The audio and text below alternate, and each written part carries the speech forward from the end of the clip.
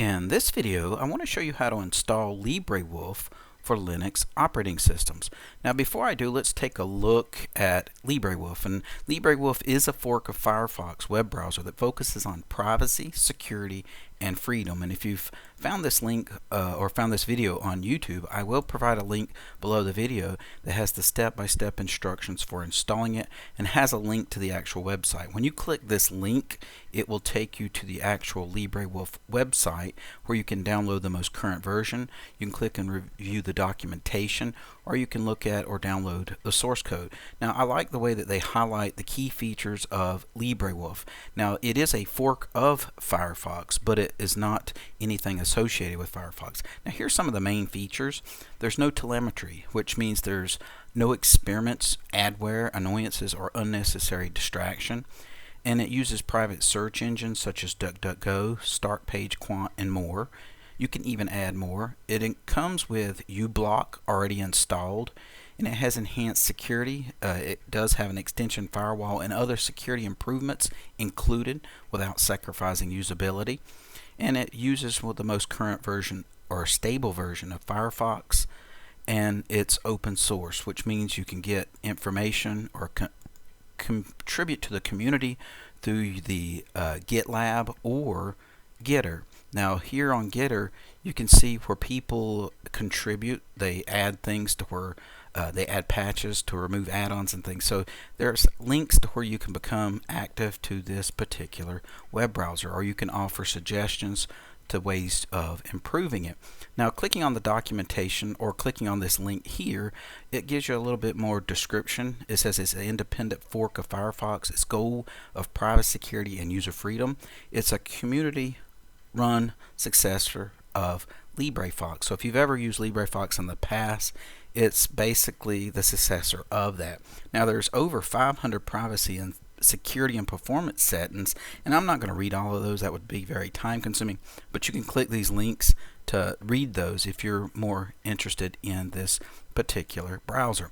Now on my webpage, I do show you how that you can install LibreWolf, and it works with a variety of operating systems. I think currently they're working with Windows and Mac. So if you are using on a Windows or a Mac operating system, there's probably not a version available right now, but if you check back in the near future, there should be, because it says currently working on.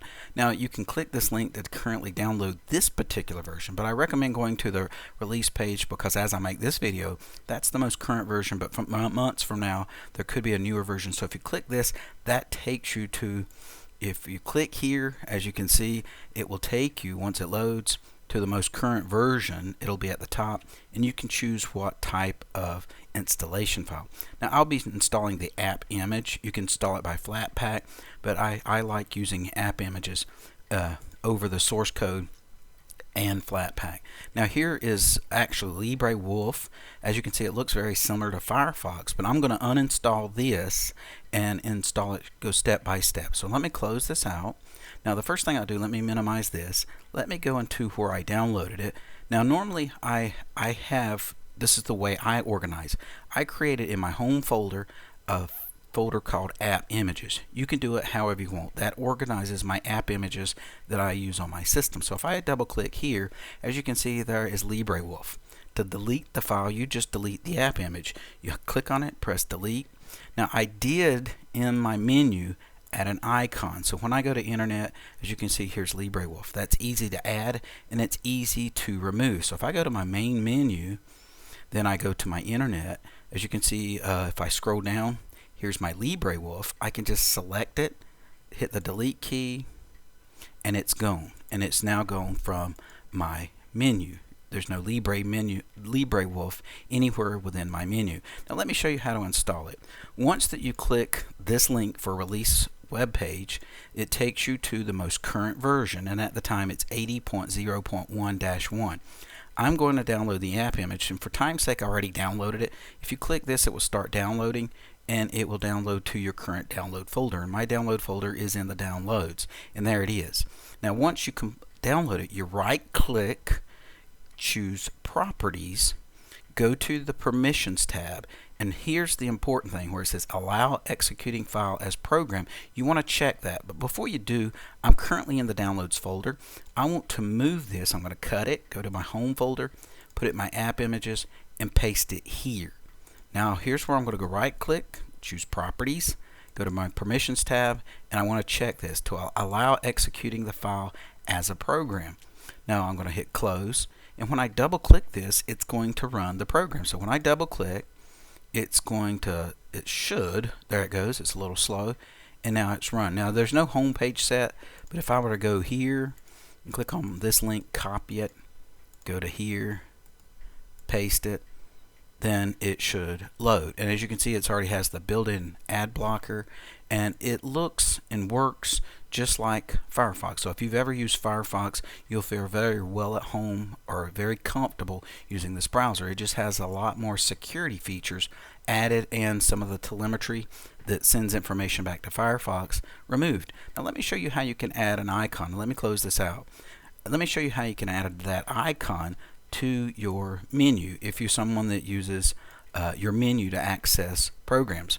Now it says to bring up the menu, you got to bring up the main menu icon. The way I have it in my system, and then go to Preferences, go to Look and Feel, and choose Main Menu. This brings up the main menu, and you may not be using the traditional menu as I am, and you may not even be using Ubuntu Mate. So you need to find out what's equivalent to main menu on your operating system. Now here's what I'm going to put in my launcher. Now once I go to my launcher, I'm going to choose which location I'm going to place it. I want it to be organized in Internet, so I will highlight or click on Internet. I'm going to click a new item, and here's where it comes up with my Create Launcher dialog box. I'm going to choose an application in my launcher, which is already by default. I'm going to put the name of LibreWolf. Now the next step, you have to be careful about it. You just can't copy and paste mine. As you can see, it's in my home folder, my name, app images, that's the folder that I created, and that's the name of the current file. That's the current version. So that's where mine is located. So I'm going to copy all of that. I'm going to take and copy every single bit of this right here, including the quotes, and I'm going to place it in the command. Now here's what you're going to do. Wherever yours is located, you're going to include that path.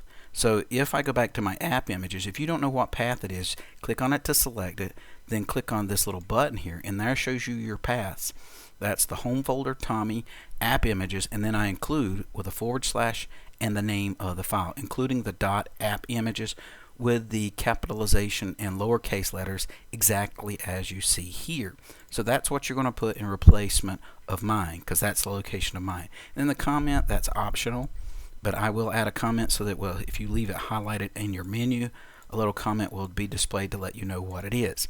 Now for your icon, I use the icon that I have here. I right click, save as, and put it in an icons folder. So for the icon, you just click the icon here. I go back to my home folder. I scroll to my icons folder, and I've kind of scrolled so quickly some of my folders hadn't kept up with it, but here's my icon folder. I go down and locate LibreOffice. So let me find my LibreOffice, JKL, here it is, or LibreWolf, I'm sorry. And then click to select it, click the open button. Now let me close this so you can see my launcher. Here's the launcher. So what I have is the type of application, the name is LibreWolf, there's the command where it's located, and the comment. I click OK.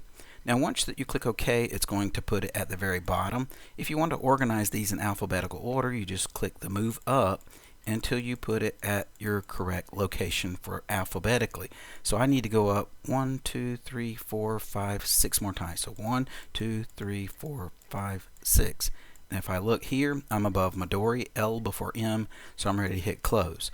Now when I go to my applications, I highlight Internet. It's above Midori, there's the LibreWolf.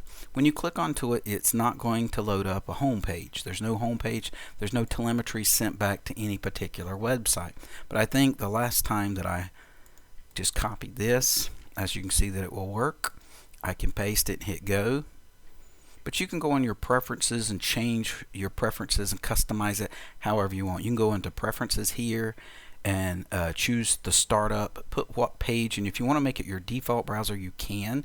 You know, anytime I recommend that you're installing something new, I wouldn't recommend making it the default until you feel comfortable with it and you're 100% sure that that is the web browser that you want to use. But you can change, you can say restore to a previous session, or however you want to, whatever link that you want when you start up. But like I said, this is very similar to Firefox. It's just a lot of the information about Firefox that's a little skeptical about the privacy issues that has been removed in LibreWolf. So if you're someone that's conscious about your security while you're surfing on the internet and you're trying to get away from the Chrome and the Chromium based with the Blink search engine, then you might want to try to give, or you might want to give LibreWolf a try. And like I said, if you found this video on YouTube, I will provide a link below the video that will have the links where you can install the most current version, and I show you how to install. And I did intentionally show you how to uninstall it, because on my website I normally put how to install and how to uninstall, but I figure if I showed you how to uninstall it from the beginning, you're just going in reverse order of what we did on the installation process. You're not actually bringing up anything to remove, you're just deleting the app image and taking it out of the menu. Hopefully this video has been helpful to you, and have a great day.